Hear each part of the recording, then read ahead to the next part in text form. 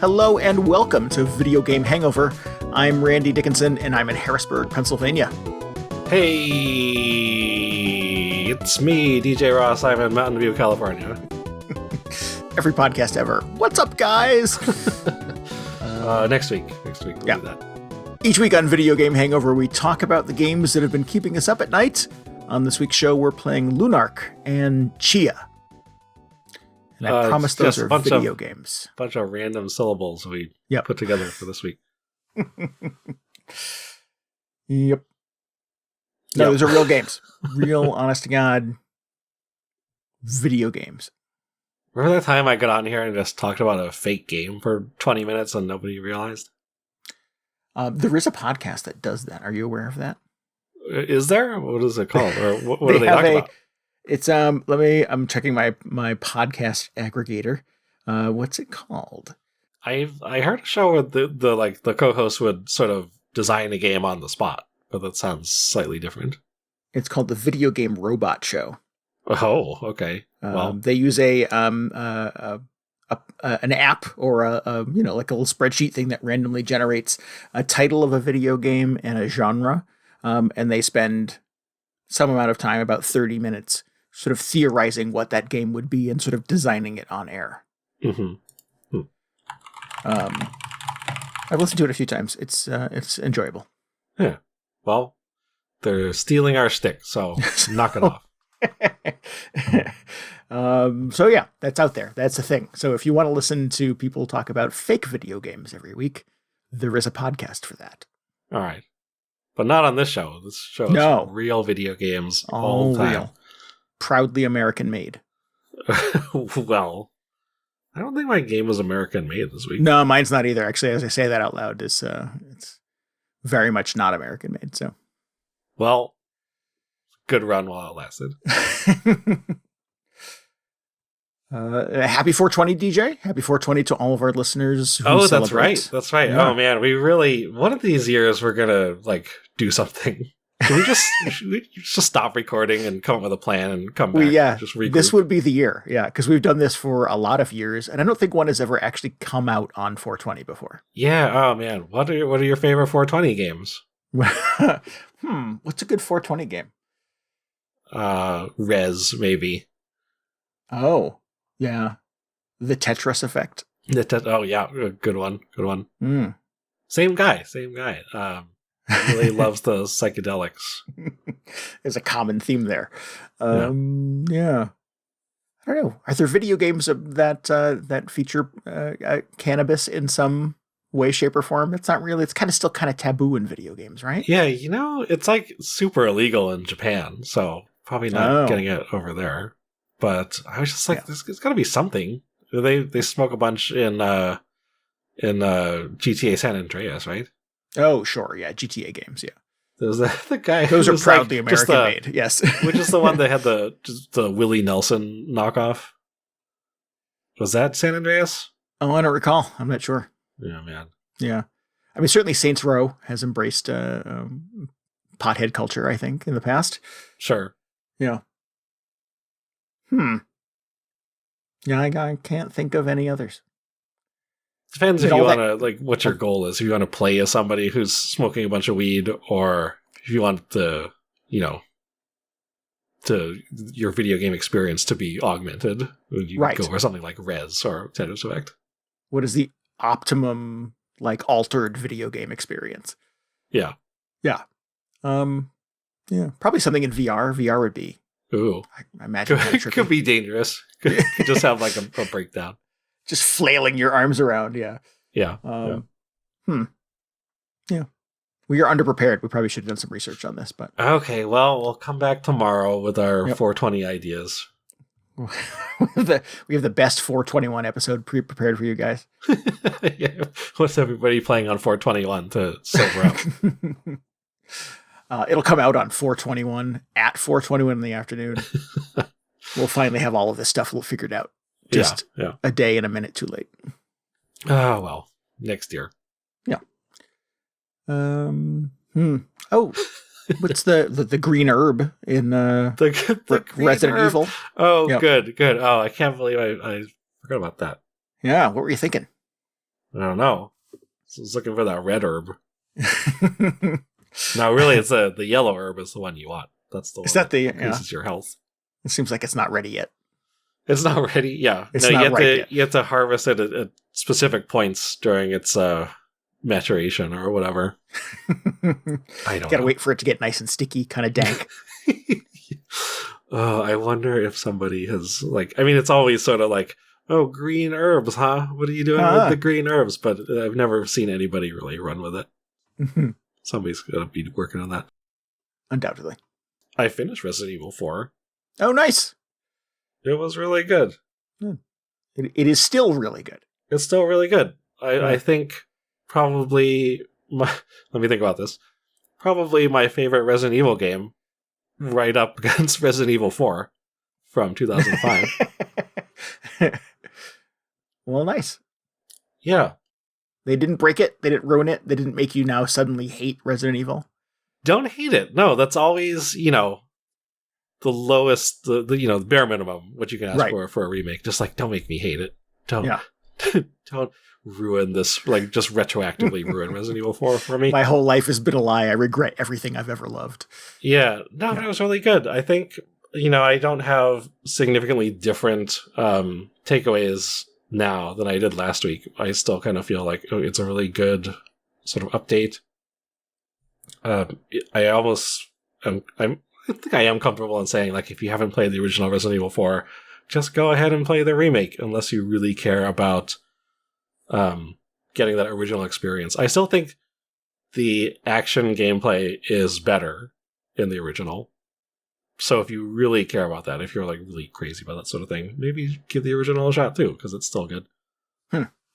I've had a sort of an inclination over the last couple of weeks of you sort of, peeling back the layers of the Resident Evil 5 remake. They're like, oh, geez, I should go back and maybe play that. Because I have, I think, multiple aborted attempts at playing the original release of Resident Evil 5. And I just... 4. 4. And it has just not worked for me at all. Yeah, no, I think you like the new one. I think you should play it. But I have Biohazard and I have Village sitting here in my collection waiting. This is probably better than both of those. I mean, yes, you should play all of those, but at some point you should play Resident Evil 4 Remake, because I think you'd really be into it. It is a sunk cost at this point. I have already bought the Resident Evils. Do I buy more Resident Evils and not play any of them? Well, I mean, that's what I'm saying. You don't have to do it immediately, but got it. Just put it on your mental list. At some point you should play this, because it's put it on my Black Friday shopping list. Keep an eye out for a deal. Put it on, I don't know, maybe it'll show up on Game Pass at some point. Oh, that'd be ideal, yeah. I think actually Black Friday is where Village and Biohazard came into my collection. So It has been since at least Thanksgiving last year that I've not played those games. Yeah. I think my backlog attack is coming together for this summer. We'll have to squeeze some of these in. All regretted Black Friday purchases. Or overlooked Black Friday purchases, rather. No regrets, yeah. Just kind of ignored since they've arrived. Yeah. So I immediately started up a New Game Plus run so I can get back to, just do another run through. And I'm at the point where I'm at the point where I was talking about being in the previous games where I was just flooded with bullets and, guns all over the place and plenty of green herbs to go around. And it's great. It's great. It's like everything I remember about the original Resident Evil 4. But they also came out with this free DLC called The Mercenaries, which is a thing in the original Resident Evil 4, and also Resident Evil 3, I think is where it started. It's also a 3DS game. Oh yeah, I mean this is it's been a recurring thing.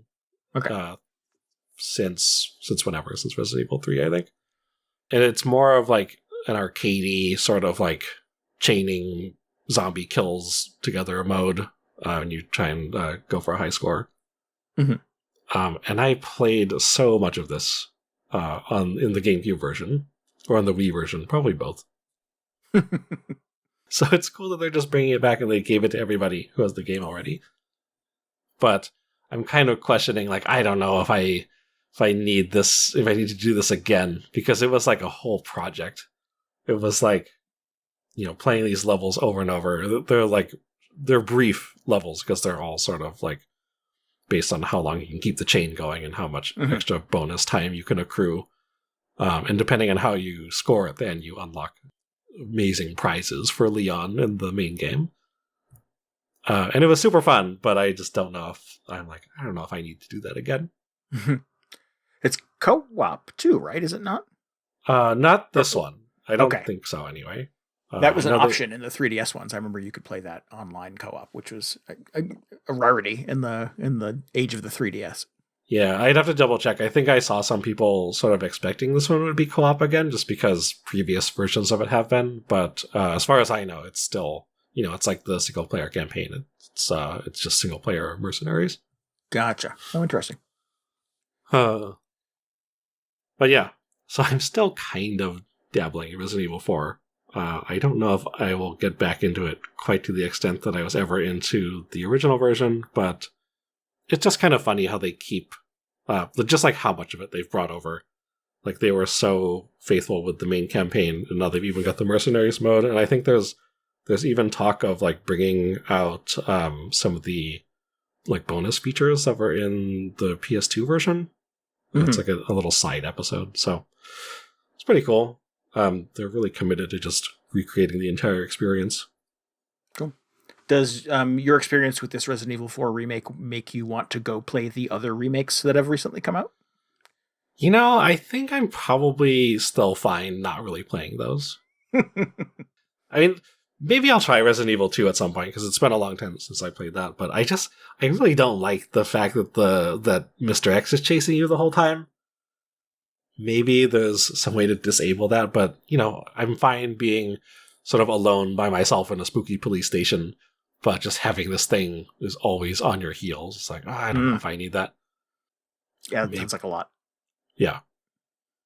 It's funny, though, because the more I think about it, the 2 and 3 remakes are probably closer to Resident Evil 4, just like in design, than they are to the originals, because it's using like the new camera angle and everything, and it's much more dramatic, and you can aim and shoot at the same time. Well, I mean, that's not a Resident Evil 4 staple, but compared to the PS1 versions, where you're a little guy and you have a fixed camera angle as you go from room to room, it's quite a different experience in those remakes. Are you going to play the remakes at any point? You're just adding on to your enormous list of Resident Evil games to play? No, probably not. I think, in general, my sort of take on Resident Evil is I almost always want them to be more horror and less action. And it seems like that still sounds like 2 is further on the horror side of things. Oh, really? Okay. Yeah, I've played the first one. I played the first one on the DS, actually. When the Nintendo DS came out, they did a touchscreen friendly version of Resident Evil, and I never played a Resident Evil game up to that point, so that's my only experience playing Resident Evil 1 was on that. And I've played 5 and 6 co-op with friends, and I own 7 and 8 now, and I don't know. I find those experiences generally sort of unsatisfying. It's never the game I want it to be. It's always just a little too goofy in a way that I don't have the ability to appreciate. So, no, I don't think Resident Evil is necessarily my thing. I'm interested in those 2 new ones because they seem kind of grungy and a little grody and kind of scary. And I'm hoping they deliver on that. I'm kind of into the whole Lady Dimitrescu thing, like the rest of the internet was for a little while. So I'm kind of curious to see how all of that comes together, but not enough to want to rewind all the way back to the beginning and replay all these old Resident Evil games. Okay. I feel like you would enjoy 2.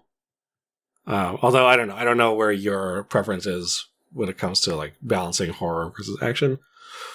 It's funny. I've read a lot of reactions since the 4 remake has come out, because people, it's still so controversial. They're like, oh, should it be action? Should it be pure horror? What's Resident Evil's identity?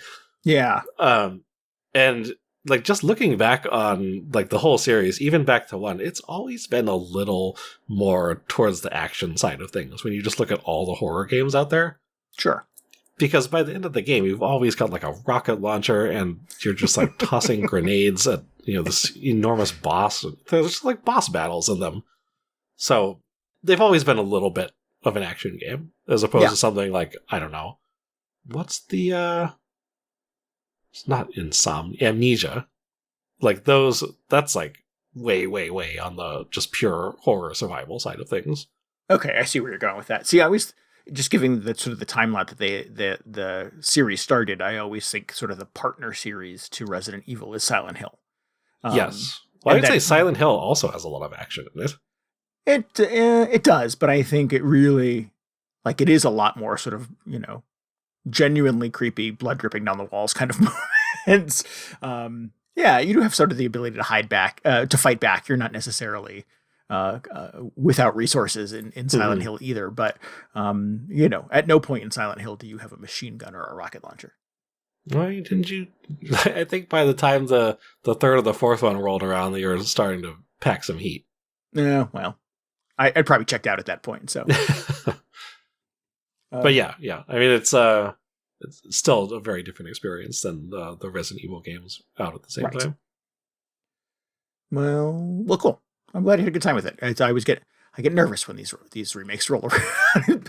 Some of these developers like to monkey with this stuff too much, and I occasionally find myself regretful. Of that a remake got made? Yeah, and that it bears very little resemblance to the original thing that we all love. Mm-hmm. What the remake did you have a bad experience with?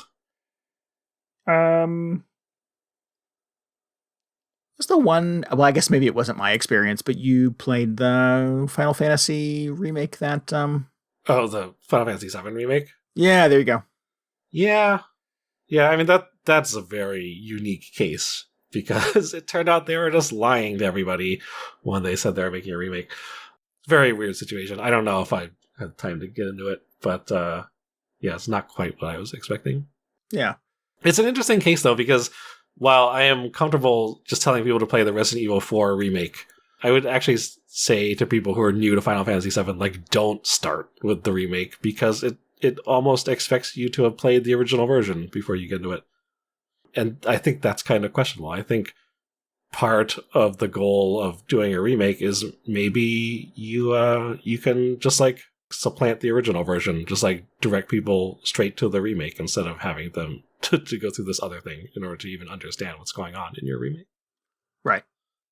Although, I don't like the idea that the new version makes the original one obsolete, but I think to some extent that should be sort of what you're going for. Yeah, and I mean, for gamers like me, and I suspect there are I'm not alone in this, is that I don't have a lot of patience for retro video games or very old video games. So there are, there's games out there, series that are out there that started well before I was consuming video games to the degree that I do now that, I would love to see where Dragon Quest began or where insert another video game series here. And yeah, the I don't know, the obstacle of trying to play a 20-year-old video game just seems unbearable. I would like a nice, modernized, cleaned up, easy, frictionless experience that I can just, roll up on the Switch and enjoy or whatever. So, yeah. Well, I don't necessarily feel like I've been burned by tons of video game remakes. I think I'm naturally, trepidatious of anything that sort of gets, the foreign film that everybody loves. Like, hey, we're doing an American version of it. Oh, and, yeah. Spike Lee's going to direct it or something like that. And we're like, oh, is that going to be good? I'm not sure if that's going to be good. Yeah. Yeah. Sometimes those land. I can think of a few like American remakes of foreign films that came out really good, or, updated versions of old movies that came out okay. And then, yeah, I can think of a couple that were just like, wow, that was a huge mistake. I don't know what you were thinking. Yeah, that's always a little questionable. Yeah. It's like, what was wrong with the original one that you needed to completely redo it? And, right. And it's often not even like, this film was 20 years old, so it's about time it got an update. And I don't even know if that's a legit mindset to have. But it's like, no, people won't watch a movie if all the actors are Korean in it, so let's not have any of that anymore. Yeah. Although that does not appear to be the case anymore. So maybe people are coming around. Yeah. Hopefully. But yeah. Yeah, and I mean, obviously the technology of movies is different than the technology of video games. Mm-hmm. And that, you can watch a movie from 20 years ago and it looks, it was probably filmed in HD. It probably was recorded in stereo, et cetera, et cetera. So it doesn't seem like this completely alien experience. Or if you try to play a video game from, 20 years ago, you're 5 generations behind in video game technology, and it feels like a whole like alien arm coming out of your chest. Yeah. I wish it was easier to get people's impressions or impressions from people who had played the original Live Alive of what they think of the remake. Because I just, I'm in love with the remake version, but I have no experience with the original, and I don't know what people think of it. No. I feel like they did a pretty good job, but also I am like oblivious to sort of half of that situation. Yeah. Yeah, and that was, correct me if I'm wrong, but never localized before last year. So to have played it, you would have needed some functioning understanding of a language other than English. Yeah, well, I mean, that's what I'm saying. I can't go on all the Japanese gaming forums and read what people are posting about the remake. Yeah. And how much it's terrible and, it's a disgrace to the original version. Or, I don't know. I feel like that's probably not the case, but what if it is? Yeah. There is apparently this is my week to reference other video game podcasts, but NVC, the Nintendo voice chat, which is the who is it? IGN's, I think, Nintendo podcast. Per Schneider from IGN is an international man of mystery and speaks many languages and has a fond memory of playing the original Live Alive in its original language, I believe in Japanese, right? And when the remake came out last year, was beside himself excited, explained on the podcast why this was, notable and people should pay attention, and loves the new version of it. He's a big fan of it. So, good. Yeah. That's one person's opinion, obviously. But at least for him, the remake landed. Well, seems to have landed pretty well with most people, at least from what I've gathered. Yeah, that is a thing that appears to have been done with a lot of love. I don't think there was anybody making the Live Alive remake that was thinking, I will make billions of dollars off of his. So it was, I don't know if necessarily a labor of love. Certainly people got paychecks, but, it is a tool for video game preservation in a lot of ways, and allowing people to access a thing that has been inaccessible to a lot of people for a long time. Yeah. Yeah. That's very good. That's, one aspect of the Resident Evil 4 remake I'm glad about is maybe just more people will be able to play it. Yeah. More people to the party. Yeah. More people talking about Leon Kennedy drop-kicking zombies or whatever else he does. Suplexes dogs or something. Is it all wrestling moves? Is that his thing?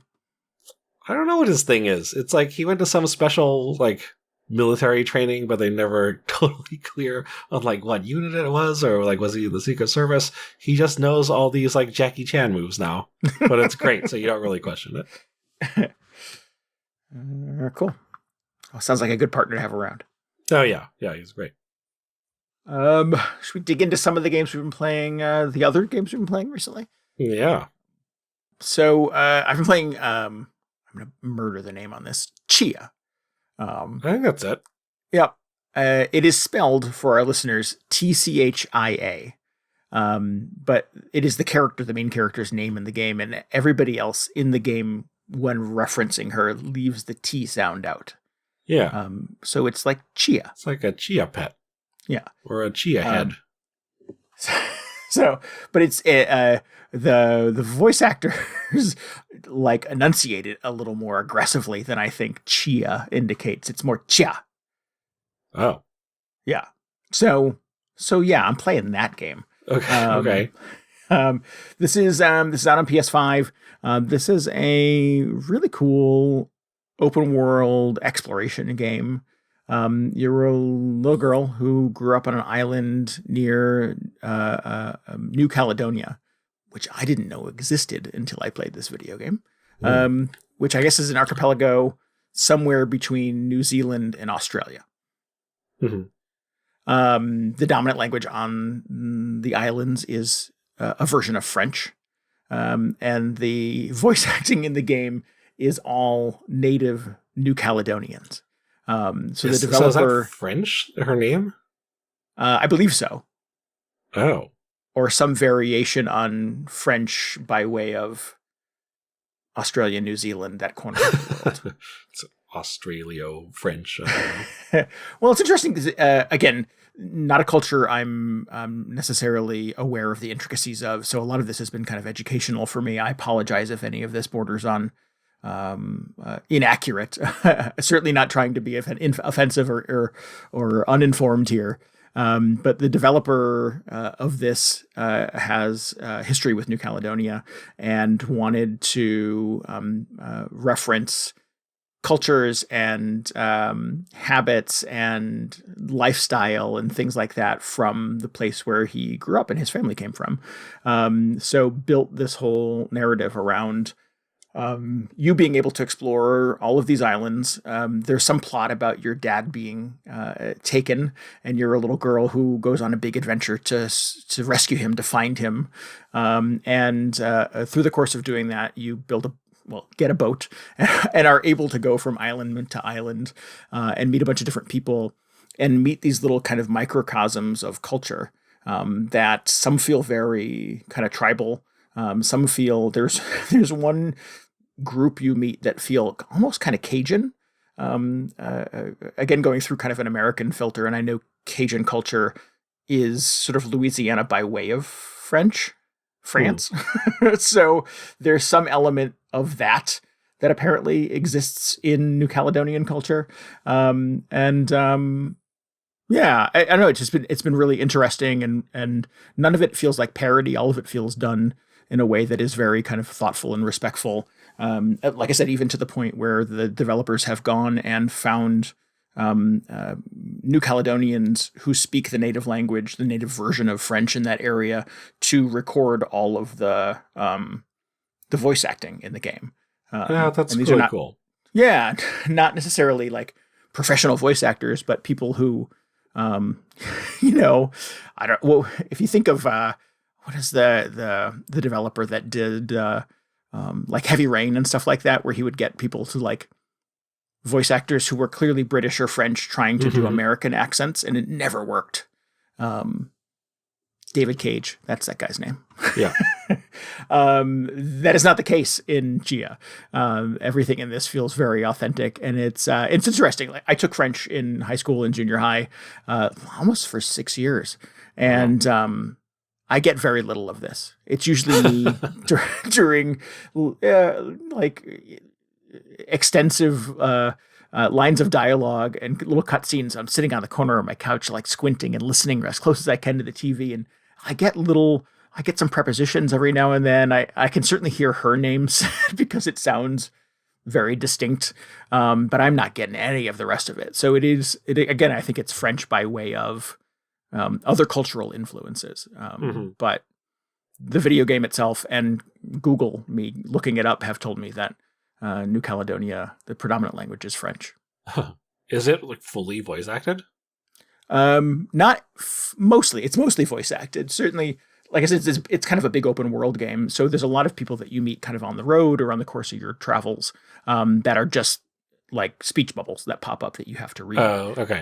But any significant interaction, the villain, your dad, anybody that's a contact that you see more than once in the game, as you get into sort of the microcosms of life in New Caledonia, you find these different sort of villages and towns and stuff like that. And all of the kind of the key players, the people that you make friends with and rely on, are all voice acted. So there must have been a small army of voice actors required to do all of that. Yeah, that's cool. That's really cool. But that's that's not like an English voiceover option? There may be. I didn't turn that on. I don't know. Why would I? I kind of want to hear it in the original. I was just curious. I think it's a cool decision. I really like playing games where they're just in, the native language if it's taking place somewhere else where they're not speaking English or, another more widespread language. I guess French is pretty widespread, I suppose. But I like that they kept it to, the local language. Yeah. I believe, if I'm hopefully not confusing it with some other game, but I believe you can go and you can change the subtitles to localize. But I think the spoken language is always French. Yeah. Cool. And I've not played a lot of video games in French. No, I was. I really want to play that Assassin's Creed game that took place during the French Revolution, I think. Oh yeah. which was not critically well regarded, but you could play it in French, and they were in France, so I was like, that would be fun to do. Yeah. That's the only one I can think of off the top of my head, though. Yeah, I did not even think of that, so that's that is an oddity. I think that's what it was called, was Assassin's Creed Oddity. Yeah. So Tchia, the hook here, like I said, is it's kind of a big open world game. It does seem to sort of draw some influences from so few other video games. There's a lot of kind of Wind Waker in the exploration and you sort of taking to the high seas and getting around. You even have a ukulele that you can play that allows you to change the time of day, so it's more convenient for you on whatever your adventure you're on. Oh, which is kind of fun. It does seem to take from Alba, the game that you and I played and liked last year, where you were a little girl on in that game a Mediterranean island, who was going around and cleaning up garbage and taking pictures of all the wildlife. This feels a lot, has big Alba vibes in this game. I thought that's what this was the first time I saw it. I was like, oh, interesting. Put Alba on PS5, but no, it was a different game. It's a different game with a different little girl. Yes, it's an Alba-like. And here's where it gets really interesting is that there's a little bit of Super Mario Odyssey in here as well. And that Tchia has the ability to basically pilot other bodies. Not other human beings, but certainly any other animals and sometimes inanimate objects that she encounters in the universe, she can like soul swap with and take them over. So if you're stuck out at sea and you're deep sea diving and you can't hold your breath long enough to be able to get to the treasure that's at the bottom of the ocean, you can soul swap with a shark or a dolphin or a fish that's swimming by, and just swim to the bottom of the ocean and do the thing as a shark. Yeah, I've learned that Tchia is really good at climbing mountains, getting to really high places. It's kind of important in the game, actually, because like Assassin's Creed, you use that to sort of find landmarks and interesting and notable things in the area around you. But she takes a lot of fall damage, and it's really hard to get Tchia down to the bottom of a mountain elegantly, unless you just take over a rock and just roll down the side of the mountain as a rock. That has been my most, I think, exciting revelation in this game, is that I can just soul swap with a rock and just roll down the side of the mountain and not hurt Tchia at all. It's pretty fun. Yeah. Sounds kind of Kirby-ish. Oh, I could see that too. Yeah, absolutely. So there's a ton of stuff in the game that are fun little adventures that you can do, fun little ways of kind of getting around. There's even a version of combat that you do where Tchia doesn't actually like brandish a weapon or fight or punch. She doesn't have any moves like that. But you can take over things in the environment and use them as sort of tools of offense. There's kind of a mystical villain in the game that, again, is sort of tied back to something from New Caledonian culture that is like a stack of rags kind of embodied with a spirit, and they have big glowing eyes. They're kind of creepy. But because they're made of rags, they're highly flammable. So whenever you encounter any of these villains in the game, I look around as a player for campfires. I look around for oil lamps that I can zip into and take over control of and fling myself in the direction of these monsters, and they go up in flames. Yeah, man, that sounds like something I want to be friends with. You can't soul swap with the rag monster? Not that I'm aware of, no. Oh, disappointing. They're pretty horrible, actually. When they get you, their eyes start to glow super bright, and they start to wrap you up in rags and start to choke you out. And as Tchia, you have to tap on the X button to be able to get out of it.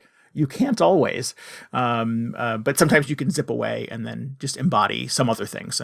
Embody a rock to roll away, or embody a bird that's flying overhead to be able to fly away and get out of those encounters. Or if you can find a campfire or a oil lamp or some other sort of weapon of defense that's highly flammable, you can jump back into the fight and burn your way out of it. Yeah, that's pretty ghastly. It's a weirdly dark game for something that it's this big, beautiful archipelago, beautiful sunsets, amazing vistas. You play as a 12-year-old little girl who is kind of precocious and makes friends with everybody everywhere she goes. She's an unsupervised minor in a lot of places, and not too many people question it, so that's kind of weird. But yeah, the villain gets his power by being horrible to little children. Oh. The main villain in the game. And he has this army of rag monsters that he sends after you. And there's like weird little like corners of darkness in this beautiful tropical world. I kind of dig the balance of it, though. I think it's kind of neat rather than being like pure saccharine. There's something kind of creepy, kind of menacing about it in a way that I kind of like the balance of. But you have all of the kind of hallmarks of getting around a big tropical island that you would expect from a modern Zelda game. In a lot of ways, you even have a little parachute where you can glide and stuff like that. So it's one of those things where kind of getting around is a ton of fun. And you have the soul swap ability to be able to occupy different animals. If you're, hiking your way up a mountain and you keep running out of stamina, you'll find like mountain goats and deer and stuff like that nearby that you can kind of swap into, and they can boop, boop, boop, bounce up the side of the mountain essentially, super quick. So again, kind of like Mario Odyssey, you're always kind of on the lookout for some critter or enemy or something that you can kind of throw your hat at and take over to make your life a little bit easier. Tchia has very much that kind of thing built into it as well. Well, that's fun. Yeah. There are a lot of games that are like after Mario Odyssey saw that and we're like, oh, we want to do that in our game. That's like it, aside from Kirby, it's not something that I remember running into a lot. No, there was a one of the more Watchdog games, Legion. Oh yeah. Yeah, had a thing that used kind of technology where you could take over basically any pedestrian in the game, and I didn't love it. It didn't really feel like there were enough sort of like advantages to doing it. Mm-hmm. So I more or less in that game I found like 3 or 4 people that like had the abilities I wanted and created a kind of a cool team. And I just occupied all 3 of them for the most of the game and just swap between them when I needed them. I think the game, different sizes of gun or something. Right. Or one of them's a hacker and the other one is a mercenary. You know what I mean? Yeah, that's a good duo. Don't lose track of those guys. Keep them handy. You couldn't recruit a rock into your hacker team. Not that I'm aware of, no. Although now I want to go back and see. Because that might make that game more fun. Yeah. But no, I think it's been sort of used with varying degrees of success in some video games. Certainly Odyssey was the most fun and is obviously very sort of present for me because I'm still kind of working my way through a replay of Odyssey. But I really like it in Tchia. I think it's a lot of fun. They don't go down the slippery slope of letting you like possess other human beings. I think that could be a big mistake in a video game. But being able to kind of use animals and occasionally some inanimate objects to be able to get around is a cool tool. And again, in a big kind of open world sandbox like this, gives you a lot of fun ways to kind of play around with it. Well, it sounds fun. When I first saw this sign, when I confused it with Alba, it's like, oh, this looks like it might actually be interesting once I got over the confusion. And I like that people are making a sort of these like light Zelda games, which take some of the elements from them, but are not also just like 100 hours long. Yeah. Well, unless this is 100 hours long. I'm not sure how long it is. It's not so far. I've put a handful of hours, quite a bit. It's a much more expansive, the island system is much bigger than I think I was expecting from what I kind of thought was going to be. Maybe I had Alba in my brain or I had a short hike in my brain and I sort of felt like, it'll be a little kind of a cute little indie game. And no, it's quite expansive. It's a big sandbox. You have a ton of moves. There's quite a lot of this that I haven't explored yet. There's things that continue to pop up on my map where I'm like, what's that icon? Where did that come from? And I'll, get deviated and detoured from the main mission that I was on and find myself, digging for treasure or trying to collect 3 pearls as an offering to the tribal elder for like 45 minutes. And I'm like, what the hell was I doing again? Why did I even come over here? Yeah, it's nutty. The sailing is super fun too. The sailing takes a bit of a cue from Sea of Thieves, where you have a boat that has different stations on it, and you kind of have to man all of them simultaneously. Yeah. So you have to like walk over to the sail and kind of set the sail and move it up or down so it catches the wind. And it has sort of different speeds that kind of indicate, if you open the sails fully, you go full blast, full speed. But you just kind of move forward in that situation. You have to like run over to the little steering paddle to actually steer the ship. Mm-hmm. And if you want to like come to a stop at an island and not run aground, you kind of have to quickly lower the sail and kind of steer elegantly in the right direction. Then you have to go over to a third station and throw the anchor down so your boat doesn't sail away while you're off chasing enemies and stuff like that. So it's fun. It's never overwhelming. It seems super satisfying. When you do it, you sort of feel like, oh, I'm really good at this. I could be a sailor. Yeah. This isn't so hard. I don't know what people are complaining about. But it's I'm an expert sailor after that Lone Sails game, or what? Not Lone Sails. You know which one I'm talking about. Dredge. You're running a boat. Oh no, the other game where you're on a boat. Changing Tides. Oh yeah, that's true too. That's again a very similar thing where you're kind of running around manning different stations and kind of steering your boat in the right direction. Yeah. Yeah. So hearing you describe it, I was like, I think I could handle this. Oh, yeah. I associate that with Sea of Thieves, where like you're supposed to have one friend as sort of the navigator and is steering the boat, while another one is controlling the sails. Yeah. And the third one is up in the perch, kind of on lookout. And so yeah, it feels like that, but it's just Tchia doing all of those jobs. Mm-hmm. It's cool. Like I said, clearly it takes a lot of influences from other games, but I think it is kind of cozy enough, kind of heartwarming enough. It's beautiful. Again, it's a very sort of like photo-worthy game. I've used the screenshot feature on my PS5 for this, probably more than any other video game I've played on the PlayStation, and that's really saying something because the PS5 has some really good-looking video games. But yeah, it's gorgeous, and I continue to learn interesting and new things about New Caledonian culture. So it's educational as well. That's cool. I can't believe there's like this whole nation of people who can just soul swap with inanimate objects. I'd never heard about it.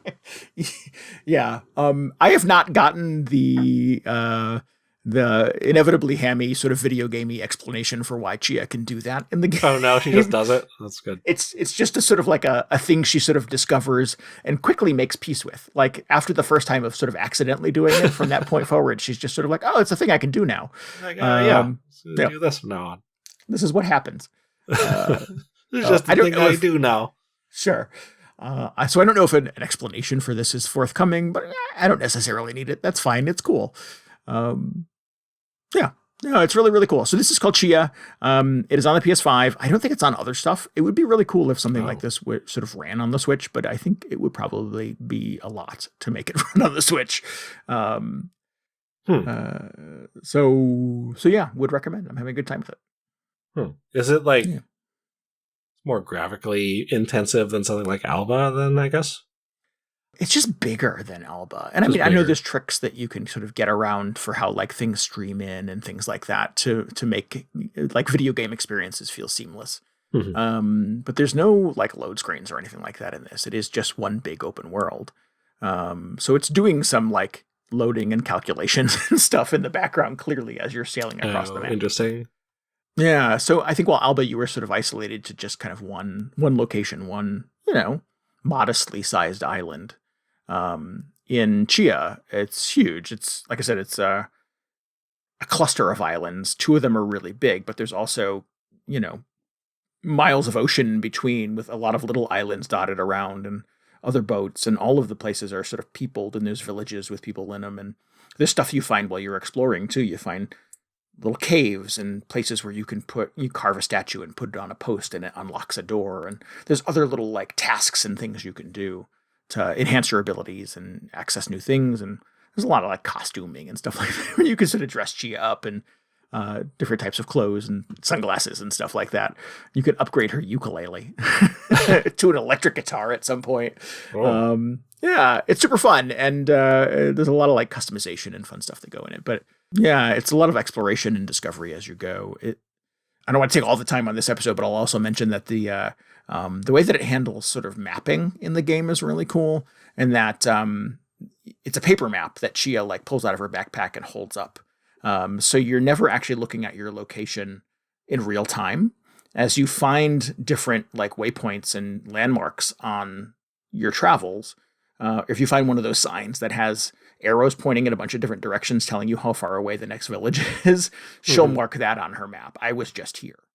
And that becomes your last known location in a lot of ways. So as no matter where you deviate from there, if you open up the map, that is still the last place Tchia marked that she was at, because that's the last place she knew where she was.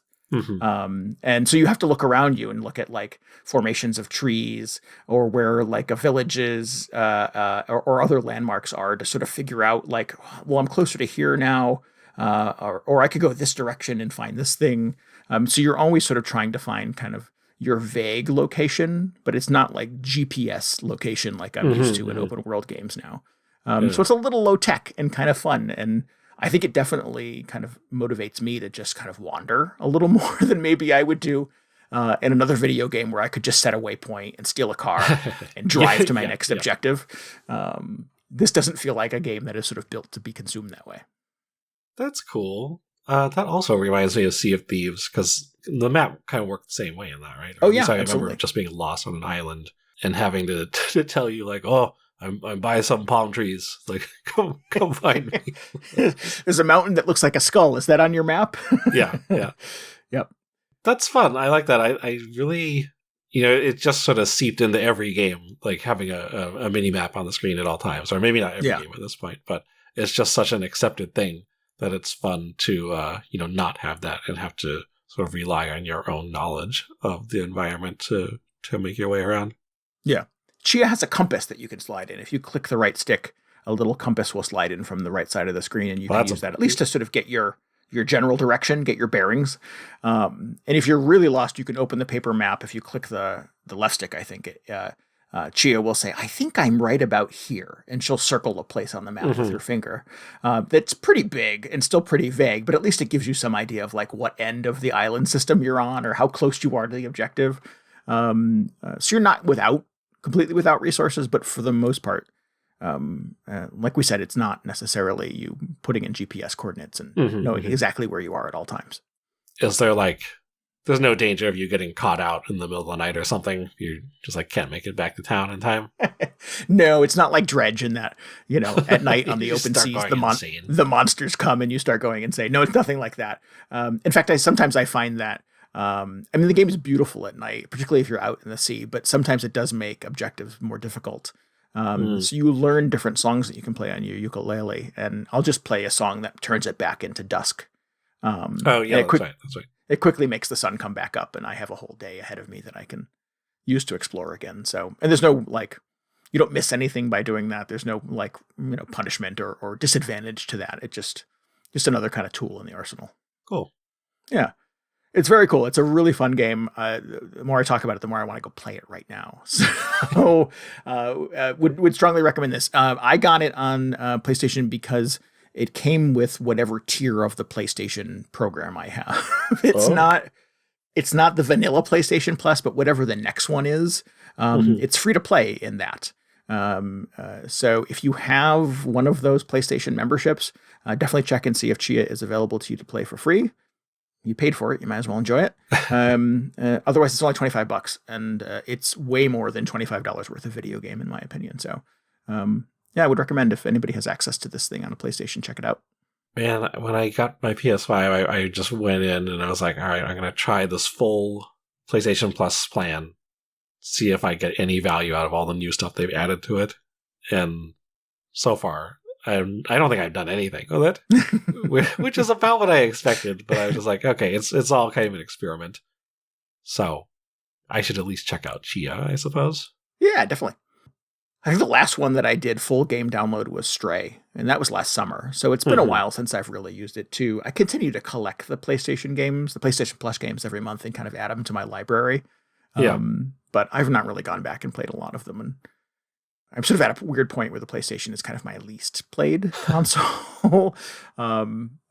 Whereas a generation ago, my PlayStation 4 was probably my most played. So it's weird. It's a weird kind of in-between stage, I think, in terms of my video game consumption. Yeah. And now obviously having access to the Steam Deck and all of those other things. Now the Steam Deck is your most played console? That's not true either, but it's probably more played than my PlayStation, honestly. So, wow. I mean, the fact that I can travel with it, I think that makes a big difference. The PS5 is just impossible to lug anywhere because it's massive and has fins. The opposite of a portable. Yeah, it needs a sidecar it needs to take any place to prop it up. It is checked luggage no matter where I go. So, so yeah, no, I mean, the Steam Deck is not lean by any means either. It does require, an additional backpack, I think, to be able to lug it around, but it's certainly easier to transport than the PlayStation 5. Yeah. Goes without saying. Huh. Anyway, cool. I'll have to check this out as we get ready for feels like everybody's biding their time until Zelda comes out, so maybe I can squeeze this in. I had a little moment where I was sort of like, should I not be playing a game like this close to Zelda? Maybe I should be playing racing games and things like that I know Zelda's not going to be. Yeah. Well, I don't know. I'm not going to say anything else. In case you're avoiding Zelda information. Be interesting to see what that game is like. Yeah. We don't have much longer to wait. Less than a month. Yep. So talk to me about Lunark. What is that? I played a little Lunark, which came out recently. It describes itself as sort of a revival of the cinematic 2D platformer. And what they mean by that, because I don't know if I had really ever seen a unified term to describe this type of game. What do they mean by that? Yeah. They're talking about games like Another World or Out of This World in the US, or like Prince of Persia, the old 2D Prince of Persia games, or my personal favorite, which is Flashback. But these sort of 2D, side-scrolling, not really action games, not really platformers. It's kind of a weird hybrid between the two. It's more like maybe an adventure game. But still kind of timing based, right? I mean, my association with games like that tends to be you have to be sort of the right place at the right time. I think of something like what's the animated one? Dragon something. Like Dragon's Lair? Dragon's Lair. Oh, no, this is not that at all. Okay, all right, never mind then. Alone in the Dark. Is that another one? I never played the original Alone in the Dark, so I couldn't tell you. Ignore me. But you played Another World, right? Or you played a little bit of that? I played, I think, quite a bit of that, actually, yes. I mean, I think there's a timing element to that, I feel like everybody's played the same, hour and a half of that game. Before it gets, punishingly difficult. It is just, incomprehensibly difficult. Yeah.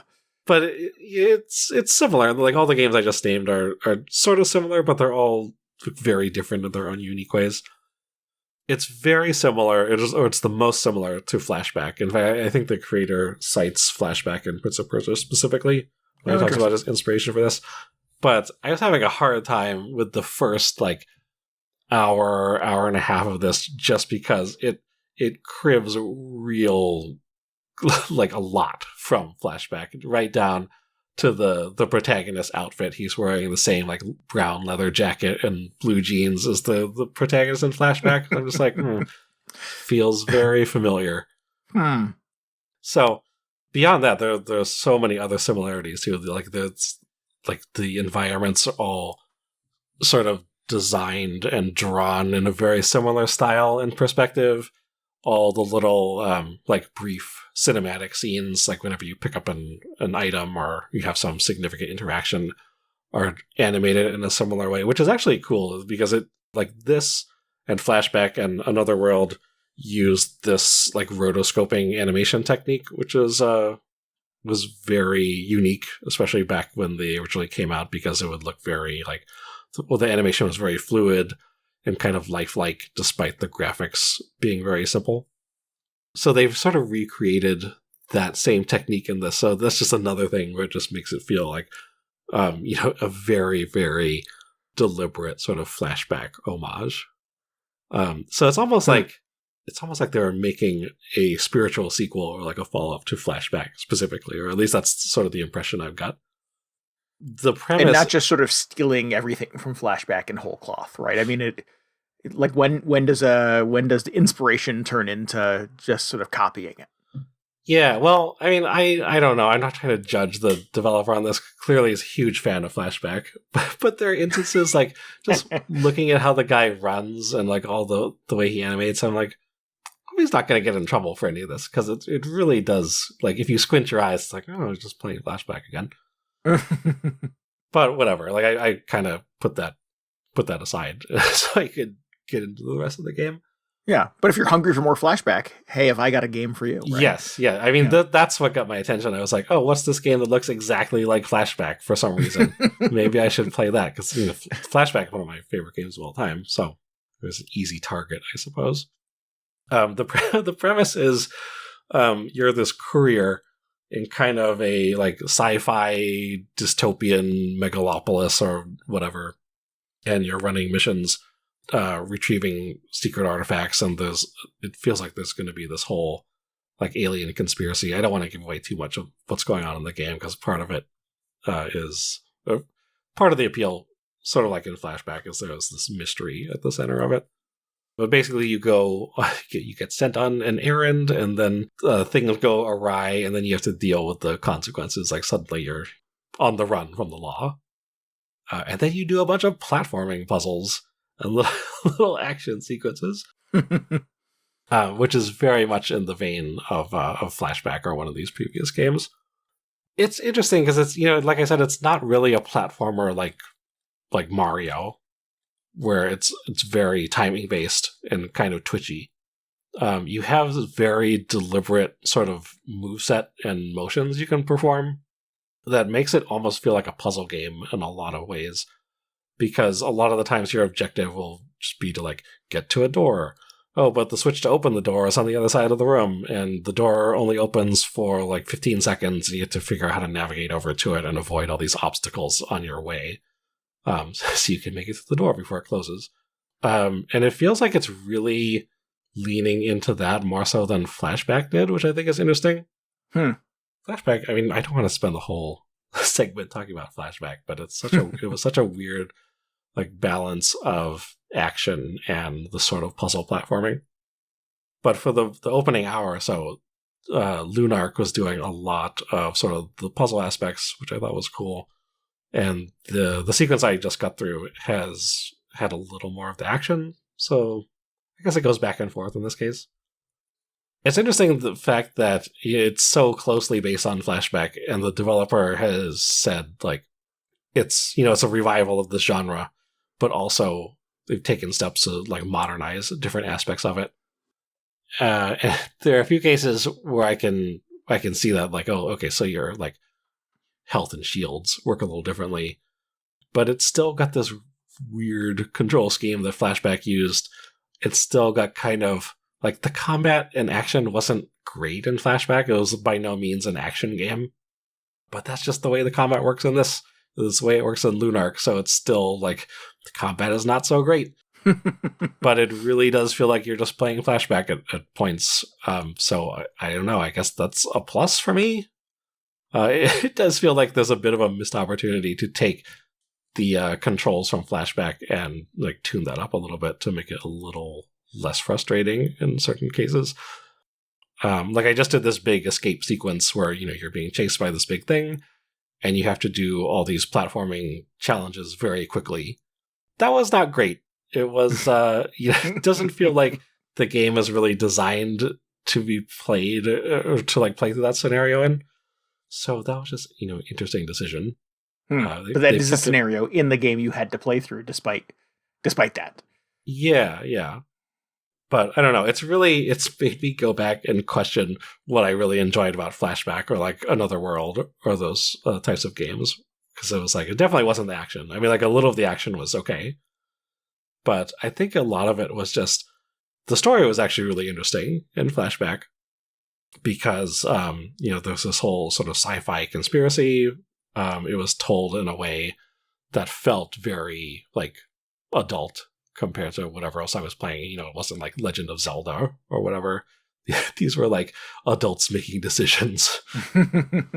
And I feel like it's kind of a different style of story in Lunark, but same or a similar premise. So I'm kind of like still feeling it out a little bit. I really like that somebody they're clearly a fan of the genre. I like seeing more games like this coming out. I don't know if it's going to quite reach the same pedestal that Flashback sits on for me, but I don't know. I just, I'm still having fun just going through it because it's been quite a while since I played something like this. It's interesting that it sort of struggles with some of the same things that Flashback did, so it feels that has to feel sort of deliberate on some level, right? Yeah, well, that's what makes me wonder, like, oh, so maybe people really like doing the action puzzles like this? I don't know. Maybe I'm the one who's wrong. Yeah, well, it just makes me think that, because there were similar sequences in Flashback and even Another World where you're just like, oh, here comes the action set piece. Oh no, my guy is definitely not a character in an action game, so this is going to be very frustrating. And yeah, it's just, frustrating again in a very similar way. But I'm not sure how much, like how prevalent that will be throughout the rest of the game. I hope it kind of goes back to doing the interesting, like, platform navigation and, like finding the right key to insert into the door and that sort of stuff. I think that's where it's actually pretty strong so far. Cool. It's beautiful. I'm looking at screenshots of it. It's quite striking pixel art. Yeah, it looks really good. I've had a weird time playing it on my monitor. I got this on the Switch. I think it's actually like too low of a resolution for my screen. So it just looks like everything looks huge. Like the pixels look enormous. So I'm going to, I keep going back between playing it in docked mode and handheld mode, but I think handheld mode might be the way to go on this. I was going to say, it's probably better served on a smaller screen then, yeah. Yeah, exactly. I kind of wish there was an option to, like, on PC, I'm sure you could just like shrink the window down and not play at full resolution, but that doesn't really exist on the Switch. But anyway, that is Lunark. It's been kind of a weird start, but I'm definitely warming to it. Cool. Yeah, this just came out, right? I think I've read. Came out at the end of March, I think, or like no, it was more recent than that. Actually, the last couple of weeks. I've read a few enthusiastic takes on it on the internet, and yeah, I was kind of wondering where it came from. Yeah, I don't know. I feel like I'm just an insane person about Flashback, and Resident Evil 4 and all these other games that have come out, where I'm just like really sensitive about these like specific things about them and how they work. So if they, I don't know, more easily frustrated than probably most people playing something like this. There was a really amazing moment in this, actually, where you're tasked to hunt down these, like, I forget how they described it. They were like these droids that were sort of like bothering the residents in this apartment complex. And you go after them, and they all have these swords.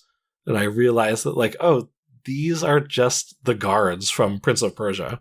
And I am the guy from Flashback, and now we're fighting. And that was really hysterical to me. So I do like the little homages that he's like tucked in throughout the game. A very adventurous crossover. Yeah. Cool. Well, this is the founder of this developer, Canary Games, has worked on games like Shovel Knight in the past. So I imagine that's probably where some of that kind of slavish devotion to like how old video games worked and played comes from, because I felt like Shovel Knight, Yacht Club, that developer, that's very much their thing, right? Is they want to make games that feel like they came out on the old Nintendo platforms.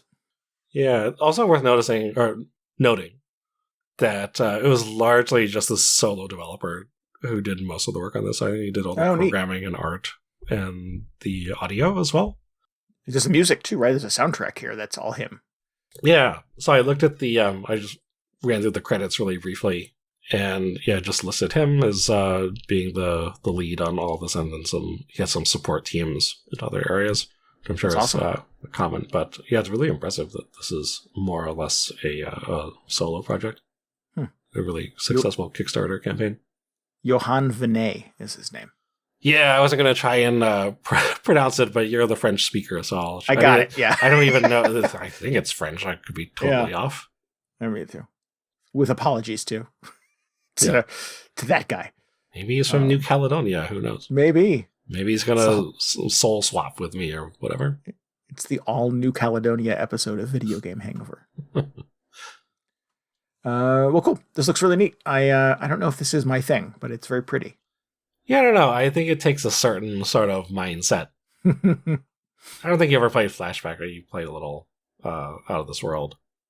But, yeah, I don't think they were the easiest games to get into. But, man, when they clicked, it was really good. I do like an adventure game. I'm actually playing another adventure game right now. I've been on a little bit of a kick with those lately. What are you playing? The one I'm playing now is called Lost in Play. Oh, okay. I don't think you've talked about that one yet. No, not yet. No, that's coming up. Well, I'll save that for a future episode. But, yeah. I played that Tangle Tower earlier this year and was quite into it and really kind of went hard and made sure I got all the clues and solved all the mysteries. And I'm like, oh, do I like games like this? I've not played a lot of games like this. So there's that. And there's the new, what's the other big adventure game that came out late last year? You're going to be more specific. Yeah, I'll do my research on this. And Monkey Island, Return to Monkey Island. Oh, that's not what I was expecting you to say. Which got a ton of press and was in a lot of people's kind of favorite video game of last year list. Yeah. And I was like, oh, maybe that's the gold standard for modern adventure games. I will have to dig into that. Yeah, I should give that a try. I'd be curious to hear what you think. Yeah. This, Lunark and all those other games are definitely more on the action side of sort of the adventure genre. Than I see that now. Yeah, absolutely. Click. Yeah. But, they are, they're not that far removed from it. Do you have an inventory and you're constantly trying to sort of figure out what specific thing from your inventory you need at any given moment? Not in this so far. No? Okay. Yeah, and even in, that feels like the hallmark of an adventure game to me. Yeah, that's definitely like when I think of a point-and-click adventure game, it's all about just finding the one random inventory object that works with whatever you're trying to accomplish. Right. But in this one, it's like, oh, you've got the mysterious orb in your inventory now. So when you reach the end of this level, there's going to be a guy who asks you for the mysterious orb. That's been about as elaborate as the inventory puzzles get so far. And you only have the one mysterious orb in your inventory, so you can't possibly give him the wrong one. Yeah, don't give him the wrong one or he'll kill you and game over. The game over. Permadeath, yeah. Why did anybody play those games? Well, that's just a fun night playing Phoenix Wright, as far as I'm concerned. I'm trying not to, pile any more shade onto Phoenix Wright, but I'm just like, Yeah, you can get away with a lot with good personality and some funny jokes. I think that was what carried most of us through our Phoenix Wright experiences. I just want the Phoenix Wright cartoon or like the Phoenix Wright anime or whatever. Did they ever make one of those? Like, how could they have not made that? I'm not sure. It seems like it would be so obvious. Yeah, I don't know. Well, hey, maybe in a world where the Super Mario Brothers movie is the biggest thing in the universe, we get a Phoenix Wright movie someday. Right. Yeah. Step 1, Super Mario Brothers. Step 2, Phoenix Wright, the movie. Phoenix Wright, yeah. I mean, that's what's coming out next. Inevitably we are going to get animated video game movies of every gamer thing you could possibly think of. Oh, yeah. No, I'm bracing for it now. It's going to be bad. Yeah. Or maybe it'll be incredible. Who knows? Maybe. Yeah. Like the Marvel movies were pretty good up to a certain point. Yeah. That just got exhausting. Let's wrap this thing up. If you need any more video game hangover in your brain, you should follow us on Twitter at twitter.com/VGHangover. And you can always get show notes and links and tell us what you thought about this episode at VGHangover.com. We would love for you to join our Discord. You can hang out with us, chat about video games and other fun things. You can get a link to that at VGHangover.com. And we would encourage you, of course, to subscribe, rate, and review us on your podcasting app of choice. And maybe help us out by telling your friends about the show. Yeah, it really helps us get the word out to new listeners. We appreciate that quite a bit. You can just drop your friends a line. I don't know. Tell your friends. I mean, you drop us a line too. Yeah, drop us a line. Yeah. Yeah. Jeez, where are we on that line? we want to give thanks again to Carl Brueggemann this week for our intro and outro music. It would also be awesome if you could go to his Bandcamp at carlbmusic.bandcamp.com. Maybe put a couple of those albums on. Maybe put a couple of them in your cart and give him some cash. Totally off script here. You're doing fine. Nobody ever noticed. Yeah. Okay. Seems so natural. I know. Yeah. Nobody would ever notice. We'll be back again next week. Until then, this is Randy Dickinson. This is DJ Ross. Thanks for listening to Video Game Hangover. Good night. Goodbye. See ya. Night. Farewell. Wiedersehen. So long. Au revoir.